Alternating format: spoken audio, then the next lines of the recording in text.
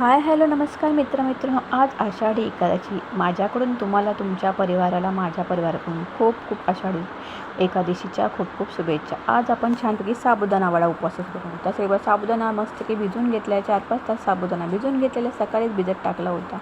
शेंगदाण्याचा कूट आणि मिरची मस्तपैकी मिक्स करून शेंगदाण्याची चटणी बनवून घेतली। शेंगदाणा मिरची आणि जिरं टाकून छानपैकी कढीपत्ता टाकून छान अशी मस्त चटणी बनवून त्या साबुदाण्यामध्ये मिक्स करून घेतले। बटाटा उकडलेला टाकलेला आणि छानपैकी साबुदाणा वडे बनवून घेतले।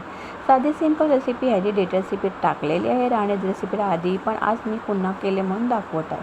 अशा प्रकारे एकादशीला मी साबुदाणा वडा बनवून घेतलेला आहे। 2 प्रकारच्या चटण्या बनवल्या, शेंगदाणा आणि मिरची एकत्र वाटून मस्त शेंगदाण्याचा खरडा चटणी बनवून घेतलेली आणि तर खोबऱ्याची चटणी बनवून घेतली। मस्त साबुदाणा कुरकुरीत असे तळून घेतलेले, भरपूर साऱ्या तेलामध्ये छान असे कुरकुरीत असे साबुदाणे वडे तळून घेतलेले। अशा प्रकारे साबुदाणा वडा कोणाकोणाला होतं नक्कीच कमेंट करून सांगा। आणि आजच्या एकादशीला कोणाकोणाकडे साबुदाणा वडा खिचडी बनवलीच असेल नक्कीच कमेंट करून सांगा।